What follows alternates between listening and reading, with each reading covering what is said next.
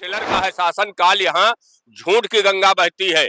जो भी यहाँ सच बोलेगा उसे जेल में डाला जाएगा। वक्फ बोर्ड में जमीन भारतीय जनता पार्टी, आरएसएस, विश्व हिंदू परिषद ने, बजरंग दल ने दी थी। उन्होंने तमाम जमीनों पे कब्जा कर रखा है।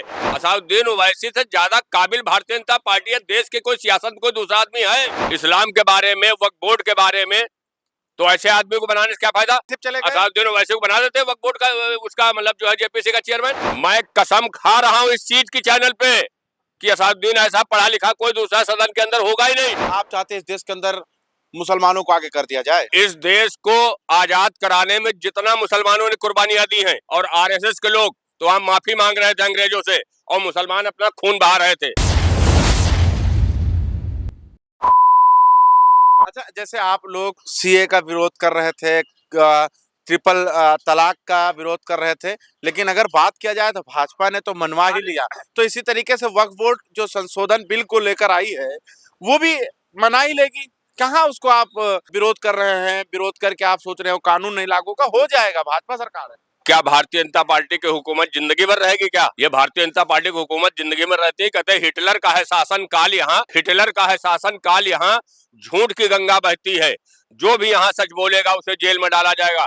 भारतीय जनता पार्टी की हुकूमत जिस तरीके से तानाशाही और हिटलरशाही कर रही है, भाई मैं तो आपके चैनल बड़ी क्यों मुसलमानों के काम में आप उंगली लगा रहे हैं? क्यों बनाया? जेपीसी क्यों बनाया? जेपीसी इसीलिए तो बनाया वक्फ बोर्ड के लिए, ताकि आप लोग अपनी बात, अपनी राय दे सकें। क्या जरूरत थी? किससे राय? उसमें राय दीजिए। आप लोग विरोध कर रहे हैं। किसी से राय नहीं ली गई, किसी से राय नहीं ली गई।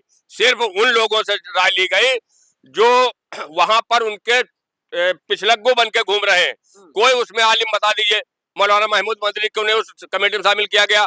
असादुद्दीन ओवैसी क्यों नहीं शामिल किया गया? और जब शामिल किया गया, वहां बोर्ड की जब बैठक हो रही थी, सारे विपक्ष के जितने लोग थे सबको वहां से, जो जेपीसी का चेयरमैन जगदम्बा पाल है, उन्होंने सबको बाहर कर दिया। क्यों निलंबित कर दिया?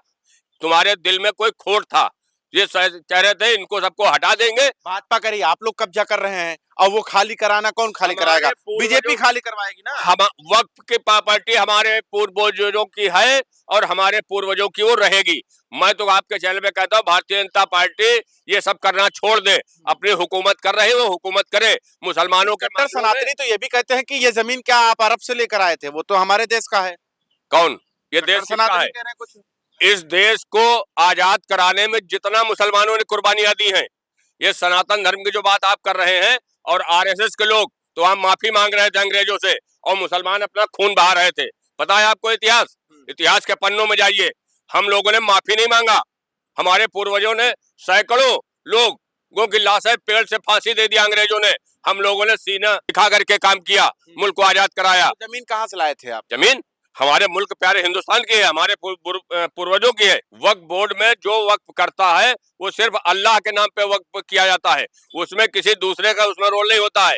और अगर चाहती है गरीबों को मिल जाए, कुछ अमीरदार जो रसूखदार है वो कब्जा किए बैठे। क्यों भारतीय जनता पार्टी ने कोई वक्फ बोर्ड में जमीन दी थी? क्या वक्फ बोर्ड में जमीन भारतीय जनता पार्टी, आरएसएस, विश्व हिंदू परिषद ने, बजरंग दल ने दी थी। उन्होंने तमाम जमीनों पे कब्जा कर रखा है। जो वक्फ बोर्ड की तमाम प्रॉपर्टी है जिसमें तमाम सरकार ने कब्जा कर रखा है, अगर है हिम्मत तो आप खाली करवा दीजिए वक्फ बोर्ड को। आप भी इस पे नहीं बोलेंगे। वक्फ बोर्ड काहे खाली कराए? मतलब सरकार काहे खाली क्यों नहीं खाली कराएंगे? अगर किसी दूसरे की प्रॉपर्टी लिए बैठे हैं, तमाम लखनऊ के अंदर वक्फ बोर्ड की प्रॉपर्टी पे जो सरकारी ऑफिस है, आप खाली करवाइए। मैंने इससे पहले भी कहा, इस मुल्क के लिए हम कल भी वफादार थे और आज भी हैं, और जब तक जीवित है तब तक हम इस मुल्क के लिए। लेकिन मनवा लेगी, भाजपा के अंदर वो दम है। जिंदगी भर सत्ता हुकूमत किसी की नहीं रही है। जब सत्ता नहीं रहेगी तो फिर यही परिणाम आप भी भुगतने की तैयार रहो, क्योंकि ज्यादा तानाशाही हिटलर की जब नहीं चली तो ये क्या है? 10 साल 5 साल जब यही जिनकी आप बात अभी कर रहे हैं, जब इन्हीं कंधा तो हमारा होगा लेकिन निशाना कोई दूसरा होगा। ये जो भारतीय जनता पार्टी कर रही है, दाढ़ी टोपी मुसलमान मंदिर मस्जिद करके, मुसलमानों को कोई फर्क नहीं पड़ना है। मुसलमान अमनो अमान से कमर टूट गई है, लाइन में आ गए हैं। कोई कमर नहीं टूटी, ये उनकी भूल है। कमर किसकी टूटी? डीजल तुमको क्या रुपए लीटर मिल रहा है? डीजल तुमको क्या रुपए लीटर मिल रहा है? बताओ। मैं जितना भी मिल रहा है बराबर मिल रहा है। क्यों? तो हमको अगर 100 रुपए में मिल रहा है, उनको 60 रुपए में दिलवाओ। अगर भारतीय जनता पार्टी के अंधभक्त ये चाह रहे हैं तो उनको एक गैस सिलेंडर 1000 रुपए मिले और हमको 1500 को मिले। सबका साथ सबका विकास, यही तो है। सबका साथ सबके विकास की नहीं बात कर, सबके विनाश की बात कर रहे हैं। समझ नहीं पा रहे हो तुम लोग, यही बात तो है। तुम लोग समझने की कोशिश करो। ये कहते तो है बेटी बचाओ बेटी पढ़ाओ, पढ़ाने की बात नहीं करेंगे। इनसे बात कर लो शिक्षा पे, एजुकेशन पे कितने उत्तर प्रदेश के अंदर विद्यालय बना दिए। अब जब वक्फ बोर्ड की जमीनें आ जाएंगे, अस्पताल खुलेंगे, कॉलेजें खुलेंगी, ये भाजपा ने प्लान बना के बैठे। ये अपने प्लान में कभी कामयाब नहीं होंगे। ये देश जो है संविधान से चलेगा। इनकी तानाशाही और संविधान के तौर से ही मांग रहे हैं, कोई ऐसा नहीं संविधान से। ये मैं क्या कर रहा हूँ, हम लोग संविधान को मानने वाले लोग हैं और ये देश संविधान से चलेगा। तो भाजपा क्या संविधान को नहीं मानती है? भारतीय जनता पार्टी संविधान को मानती ही नहीं ना। सबसे बड़ी बात तो ये है।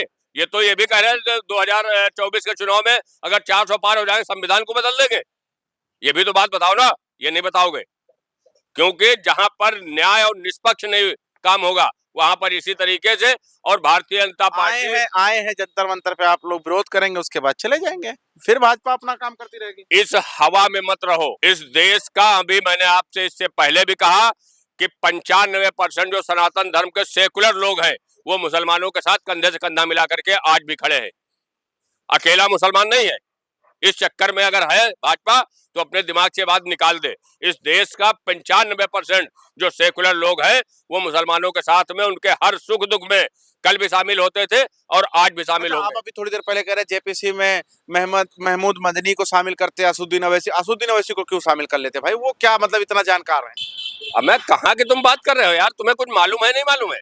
असदुद्दीन ओवैसी से ज्यादा काबिल भारतीय जनता पार्टी है। देश के कोई सियासत में कोई दूसरा आदमी है? क्या बात कर रहे हैं आप? जैसे बता रहा हूँ उनकी काबिलियत में, आपके जहन में ऐसा चल रहा है। ये उनकी काबिलियत को कोई भारतीय जनता पार्टी का नेता नहीं पाएगा। आप पता नहीं कहाँ सोच रहे हो असदुद्दीन ओवैसी, क्या समझ रहे हो आप?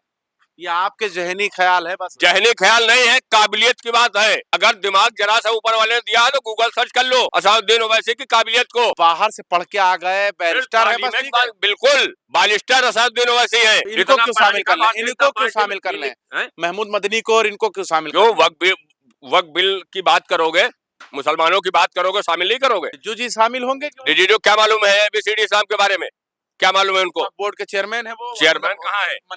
मिनिस्टर है, अल्पसंख्यक के मिनिस्टर है। लेकिन उनको इस्लाम के बारे में क्या मालूम? आपके जनाब उनको इस्लाम के बारे में क्या मालूम? कुछ मालूम है। अभी रोजा इफ्तार में गए थे, आप देखे नहीं? बढ़िया तमाम इस तरीके। आजकल रमजान शरीफ चल रहा है। मैं जिसने सनातन धर्म के मानने वाले भाई को बुलाऊंगा वो मेरे रोजा इफ्तार में आ जाएगा।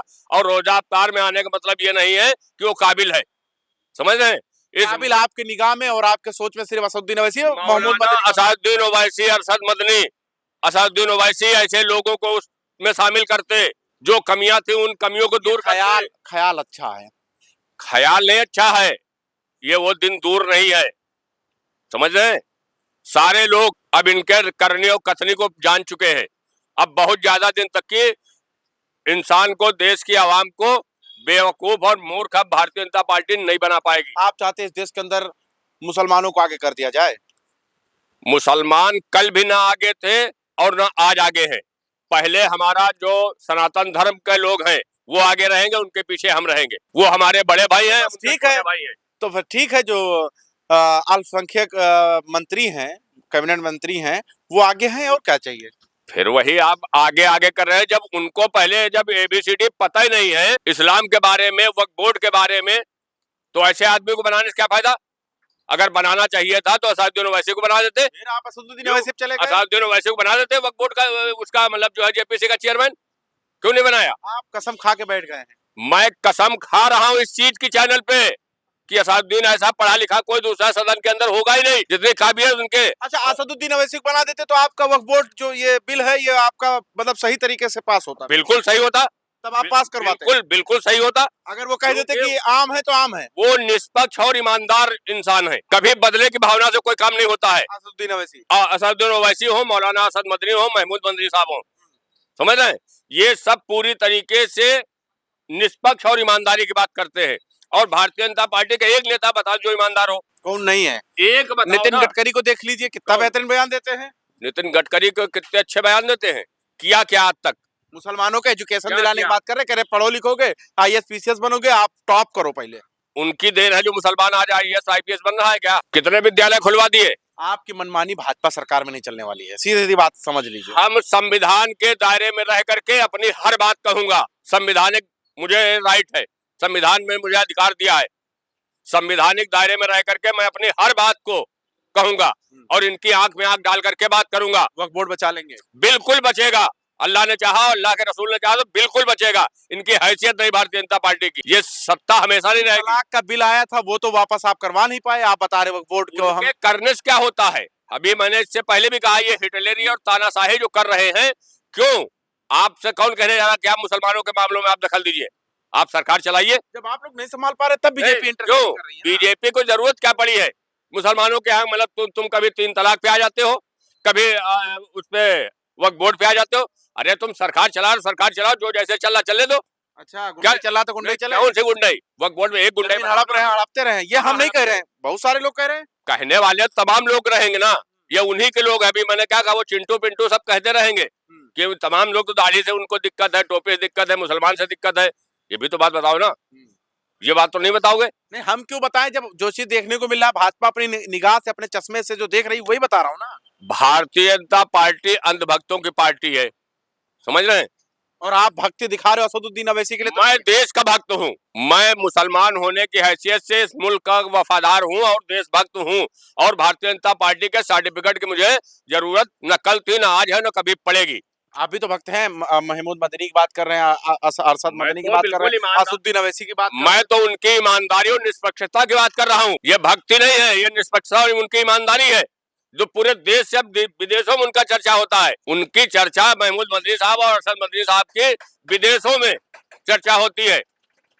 जो आप यहाँ कह रहे हैं, ये उनकी चर्चा ईमानदारी के विदेशों में होती है। विरोध जारी रहेगा, बिल्कुल जारी रहेगा।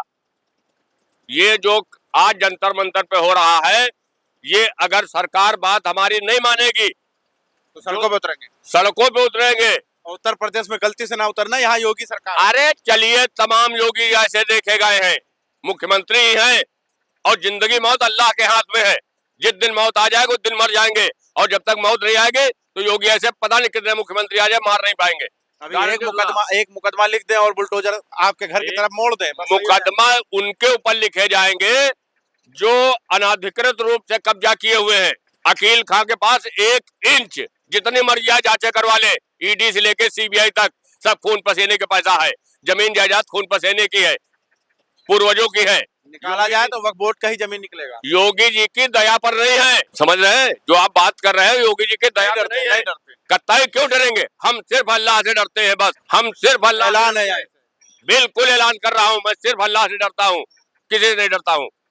मतलब वक्फ बोर्ड जब बिल आया है इसको वापस करवा के छोड़ेंगे। वापस होगा, ये मेरा संवैधानिक अधिकार है अपनी बात रखने का। अगर ये सरकार नहीं मानेगी, जब सरकार बदलेगी तब वो बदला जाएगा, ऐसा नहीं है। देखिए जिस तरीके से वक्फ बोर्ड को लेकर एक कानून बनाया गया, उसके विरोध में लगातार देश के मुसलमान सड़कों पर आ रहे हैं। उनका साफ कहना है कि ये कानून मुसलमानों के खिलाफ है, वक्फ बोर्ड के खिलाफ है, और इस कानून को हम नहीं मानते, ऐसा मुस्लिम समाज कह रहा है। जंतर मंतर में आपने देखा होगा कि आज किस तरीके से वहां पर लोग इकट्ठा हुए और विरोध दर्ज करा रहे थे, लेकिन उसी के पक्ष में, यानी वक्फ बोर्ड बिल के पक्ष में हिंदू संगठन भी वहां पर पहुंचा हुआ था, लेकिन पुलिस वालों ने उनको दरकिनार कर दिया, क्योंकि अगर आमने सामने का टकराव होता तो देश में एक अलग माहौल बन जाता। खैर, आप क्या सोचते हैं वो जरूर बता दीजिएगा। देखते रहें 24 तक न्यूज़, जनता का इनके साथ।